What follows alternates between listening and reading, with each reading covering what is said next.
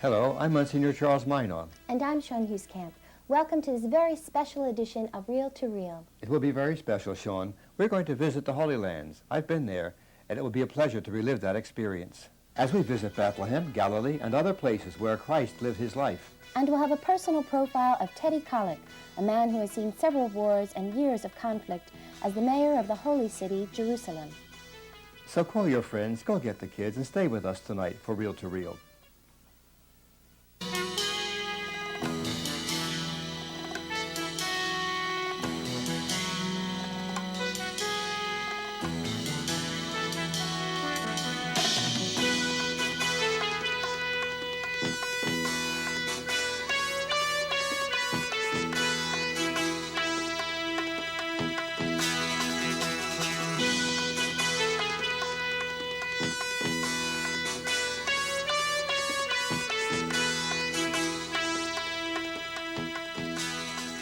Some of you have visited the Holy Land, some have not.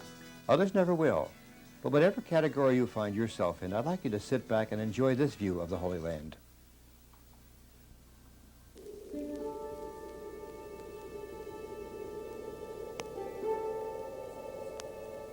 This is a land of antiquity. The world's oldest inhabited city is here, Jericho, the Palm City.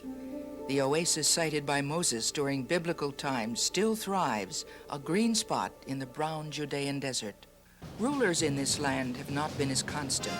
It has been governed by Greeks and Romans, by Arabs and Byzantines, by Crusaders and Ottoman Turks, even the British for a time. But on May 14th, 1948, the last war of independence was fought and the state of Israel was born. Israel is a tiny state with great concerns about borders and the people on the other side, concerns about people who live within its borders, people who share the same land, but who inherit distinct lifestyles and beliefs. Over 3 million of its inhabitants are Jews. About half of the Jews are immigrants from the world over who have come to begin new lives in the homeland Israel. Many are religious.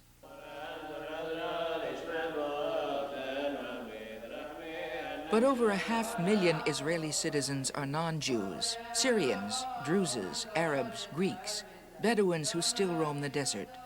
Most people retain their cultural and religious traditions. Israel is more of a mosaic than a melting pot. The world's 3 major monotheistic religions, Islam, Christianity, Judaism, claim this land to be holy ground. In making the claim, they become forever entwined and sometimes entangled. In Jerusalem, Solomon built the first Jewish temple, and upon its ruins, Herod built a second. And here Jews still come to pray at the Western Wall, one of the walls that supported the temple before it was destroyed. They touch the remnant that links them to their history, the wall that surrounded the place where God dwelled on earth. And today, young men come here to be bar mitzvahed, to become men in the Jewish faith. Some families even come from America. We came from North Miami Beach, Florida, for the explicit reason of having my son be bar mitzvahed at the wall. We came as a whole tour, 17 of us. All 17, family and friends. My father-in-law's here, he's 87. And close to the Western Wall is the Dome of the Rock, Islam's Mosque of Omar. It's built on, of all places, the mount of the ancient Jewish temple. The mosque dominates the Jerusalem skyline and enshrines the rock from which Muhammad ascended into heaven. And of course, this is the land of Jesus. From the Sea of Galilee in the north to the Via Dolorosa in Jerusalem, the Christian familiar with the New Testament keeps the landmarks of Israel on the tip of the tongue. It is a place of paradox. In a land whose capital city, Jerusalem, is popularly called the City of Peace, sometimes peace is elusive. But despite the turbulent involvements, tourism flourishes in Israel. In 1981, over 1 million foreign visitors came here, their presence resulting in a $950 million gross income. Many of those people came to Israel for religious purposes, to lose themselves in its mystique and its mysteries.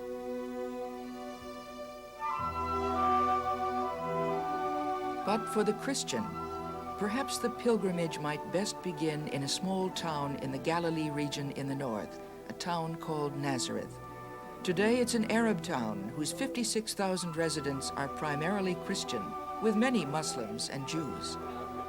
The outstanding landmark here is a huge church completed by the Franciscans in 1965, the Basilica of the Annunciation. While most Christian shrines in Israel are built on the ruins of religious sites, this basilica is built above the ancient ruins of the village of Nazareth. Silos where grain was kept can still be seen, as well as limestone caves that served as houses. Inside the church is a very special cave, identified by ancient graffiti as the home of Mary. Brother Lawrence is one of the Franciscans who cares for the basilica. According to scriptures, according to the Gospel of St. Luke, the angel Gabriel was sent from God to a town of Galilee named Nazareth to a virgin betrothed to a man named Joseph of the house of David. The virgin's name was Mary. Upon entering, he announces to Mary that she would be the mother of Christ. Here written on the grotto, Verbo caro hic factum est. Here the word of God became flesh. But Jesus was born in another town, one far south of here, Bethlehem.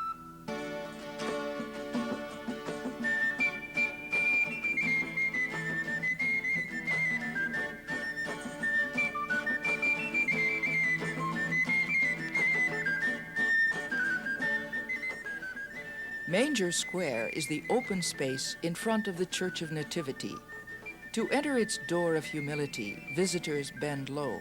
Actually, some claim that the old 4-foot-high door was built small to keep infidels on horseback from entering. Inside the church is a small chapel that commemorates the place that Jesus is believed to have been born and placed in the manger. The faithful continue to proclaim his presence.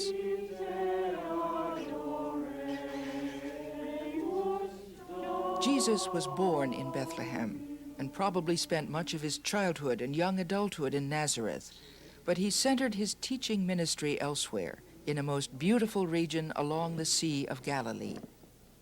It was here that Jesus made his second home, so to speak. Along its banks, he called his 12 apostles. It was these waters that he walked upon. Here, too, he calmed the storm and commanded the sea and the winds to obey him.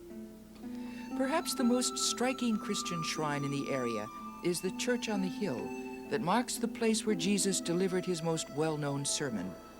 "Blessed are the poor and the meek," he said. "Blessed are the merciful and the peacemakers. Blessed are those who hunger and thirst for justice." The church which commemorates the Sermon on the Mount of Beatitudes commands a view of the lake that is unsurpassed. Some say this is the quietest place on earth. But sometimes reality interferes. Routine patrol jets overhead remind the pilgrims praying here that the northern Israeli border is only about 30 miles away and that the Golan Heights are within view just beyond the lake itself. Even though Jesus loved this area, he knew that he had other roads to travel. Finally, those roads led him to Jerusalem. Today, Jerusalem is a sprawling city. Almost 400,000 people call it home. Jerusalem is the capital of Israel, and its downtown area bustles just like that of any other metropolis. West Jerusalem, New Jerusalem, is modern and efficient, reflecting tremendous growth and development.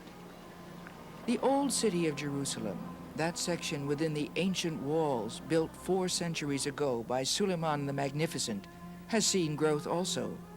Jordanian rule ended here in 1967. Since then, the old city is open to all people. Pilgrims and tourists come here to visit its vast numbers of religious shrines. Here, too, are the paths that Jesus walked. When Jesus came to Jerusalem, he came at important stages in his life, and he loved it, I think. And from childhood, he thought of it as a religious center. For the past 20 years, John Wilkinson has lived in Jerusalem. He's a Christian historian who believes that archaeology can help us know Jesus. Well, here you are. This is Jerusalem, and very complicated place it is, with dozens and dozens of layers of different kinds of civilizations here before Jewish times and after. And the bit I try and begin to understand is where we're dealing with Jesus in Jerusalem and the kind of city that he knew and what Christians made of that later on. Dr. Wilkinson is the director of the British School of Archaeology in Jerusalem and author of the book Jerusalem as Jesus Knew It. One of his favorite locations in the city is the ruins where a miracle took place. This is the part of Jerusalem called Bethesda, and in this were the pools where Jesus healed the paralyzed man. Of course, the pool is dried up now. Its function as a reservoir ended long ago. St. John in his Gospel says that the sick used to gather at this pool. According to tradition, occasionally the angel of the Lord stirred the waters here, and the first sick person to reach the pool at that time was healed. Well, I really can't see a lot of paralyzed people wanting to throw themselves into a pool this deep. It really seems to me incredible. And so I think the people who look after this place, they're the White Fathers, were right to suggest that it wasn't this deep pool, but it was probably a pool over there to our right somewhere, and that seems to me to be much more likely the place where Jesus actually found them. What he did was to find a paralyzed man who I suppose never managed to be the first to be healed, and he said to him, well, why don't you pick up your bed and go away anyway? And that seemed to have worked out extremely well. When Jesus and his friends were not teaching or healing the sick, often they traveled to a quiet place to pray. The Mount of Olives, just a little east of the city, offered them a panoramic view. Jesus was very familiar with it. Most Christians connect it with a small garden near here called Gethsemane, where Jesus prayed before he was arrested. One thing you really can say about Gethsemane now is that it's noisy. And that's because there's a huge main thoroughfare just down at the bottom of this garden. But I think in Jesus' time, this garden really was a place that he often used to come to. That's what the Bible says. But I think that what we're apt to remember Gethsemane for is the big crisis that took place here when Jesus was really worried about whether his whole mission had been in the right direction and was asking God if he really need be killed.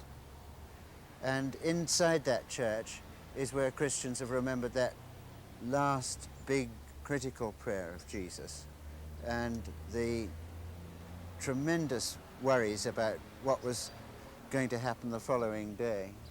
What happened the following day is well known. Jesus was condemned to death by Pilate and walked a path through the old city of Jerusalem. It's a path which pilgrims can still follow, the Via Dolorosa, the way of the cross. Today it winds through marketplaces and souvenir shops. Along the way, stations mark the places where special things happened as Jesus carried his cross to his eventual crucifixion. The Via Dolorosa leads to the most sacred church in Christendom. Well, this is the Holy Sepulchre, far the most important place for Christians to come on pilgrimage to.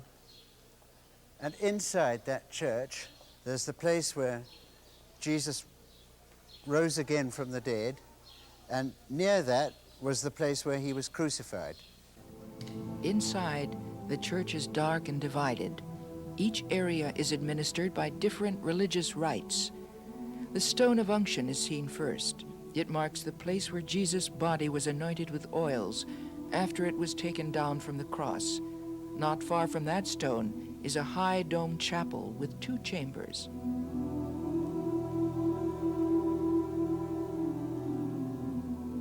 The first chamber is called the Angel's Chapel and shows a piece of stone that the angel was supposed to have rolled away from the entrance of the tomb. The adjoining chapel is the actual tomb area. It's lined with icons and candles. They surround a low, flat area to the side, which is the place where the body of Jesus was laid. until he rose from the dead on that first Easter morning.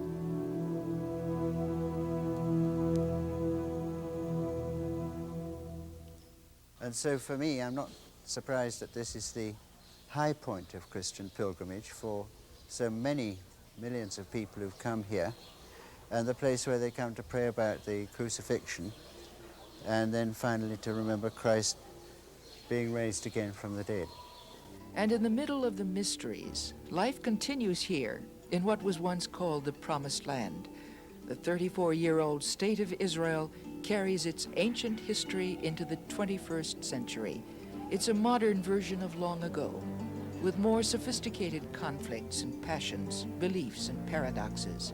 The people here still have promises to keep. Some promises honor the past, others build the future.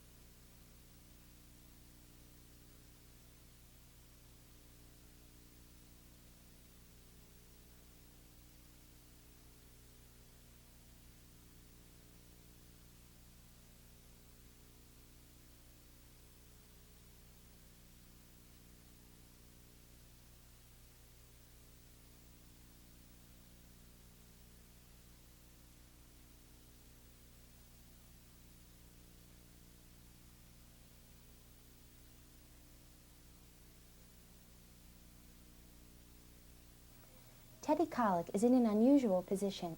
He is the mayor of a city in a country ravaged by war. Our next story is not an endorsement of any person or policy, but rather we hope that you will see it as a personal study of a man whose city is very much in the news today.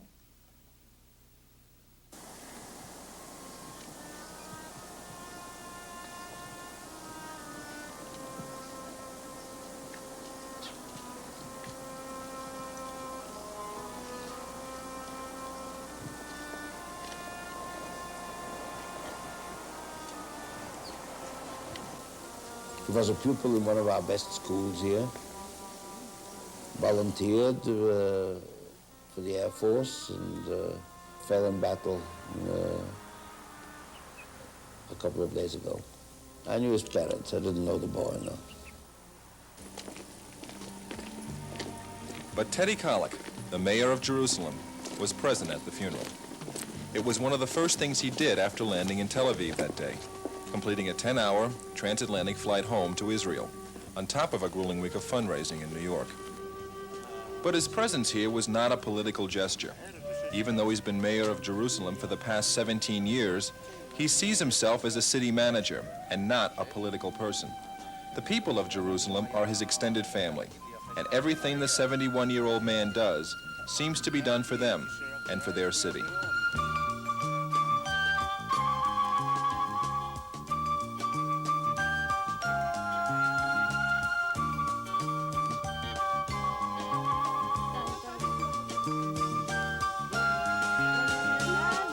The Jerusalem of today inherits thousands of years of history and all the splendors and complexities that go along with it.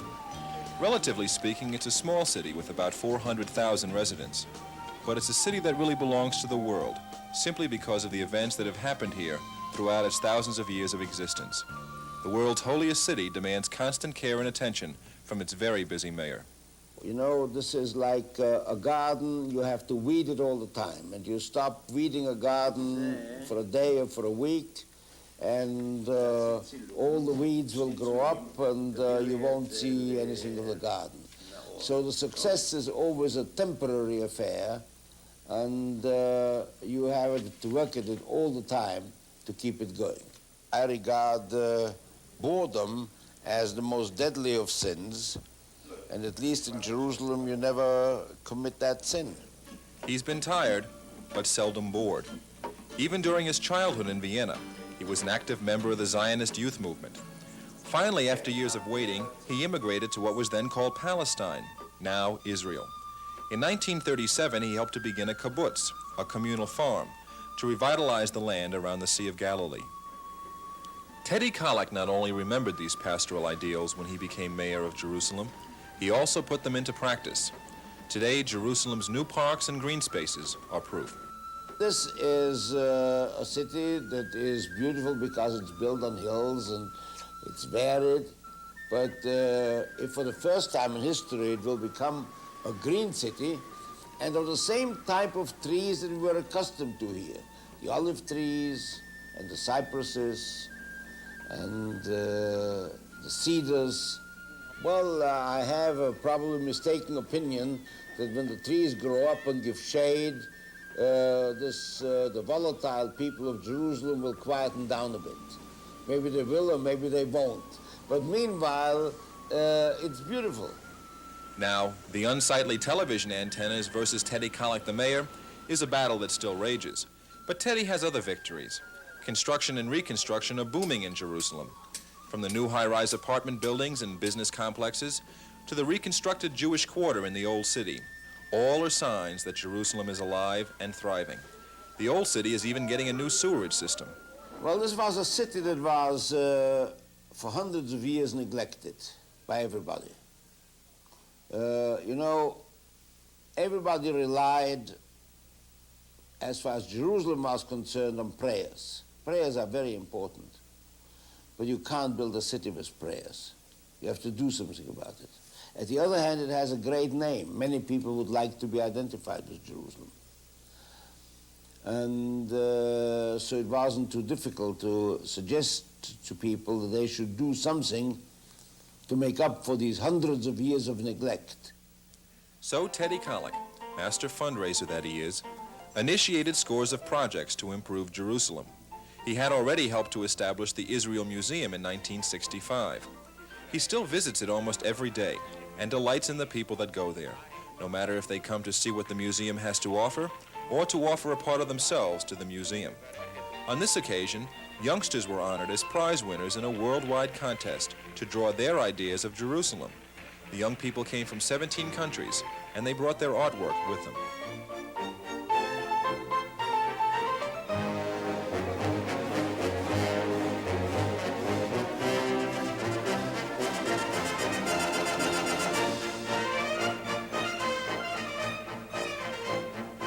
For all his love of art and culture, Teddy Kollek is also involved in history.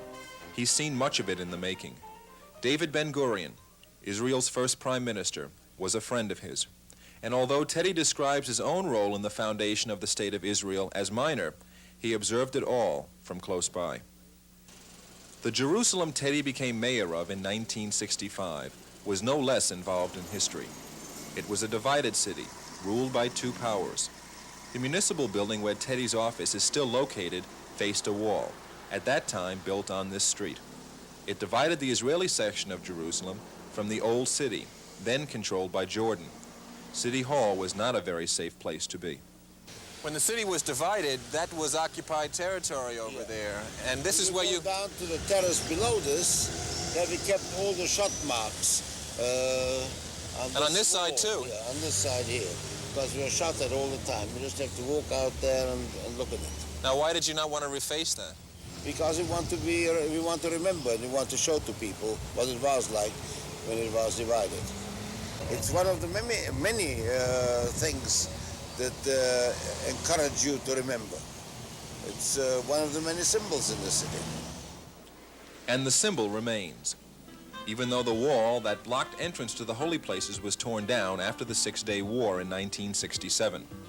Teddy Kollek woke up one day to a reunited Jerusalem, a dream come true, but found himself mayor of a worldwide center. That's when he decided to create the International Jerusalem Committee. Come with me, we will meet the mayor. He invited celebrities like Danny Kaye, along with educators, architects and philosophers, city planners and theologians, a group of about 60 people to assist in creating the future of Jerusalem. They were consulted about archaeological explorations, documentation of its history, and development of greenbelts. But for Teddy Kollek, all this comes down to people, the very different people that comprise Jerusalem. There are Greeks here since the 1st century. They continue to speak Greek. And there are Armenians here since the 4th century. Nobody wants to make it all Hebrew-speaking or all Arabic-speaking. We want to continue this kind of a mosaic where every little piece of stone fits into the general picture and creates the beautiful picture of Jerusalem. So those are the people of Jerusalem. Well, that's what is most of interest to me, because somehow you've been able to take those different pieces of the mosaic and get them to form a picture. No, you just had to leave them where they are. You just didn't have to have the ambitions of creating a melting pot. You had only to treat them fairly as equals, so that they have the feeling that they are equals, that they are not second-rate citizens. It is all that was required. And so Teddy Kollek continues to guide Jerusalem into the future, and the rest of the world watches. Everybody has two cities, his own and Jerusalem. There is something to this. I made 3 visits to Holy Land, Sean. First mystery, second archaeological, third very personal. I hope you get a chance for 3. I hope so too, Monsignor. Next week, on Real to Real, we will meet some children who are doing something about an adult issue, nuclear arms, and we will review the movie, An Officer and a Gentleman. And we'll profile a personal friend of mine, Jim Murray, the general manager of the Philadelphia Eagles.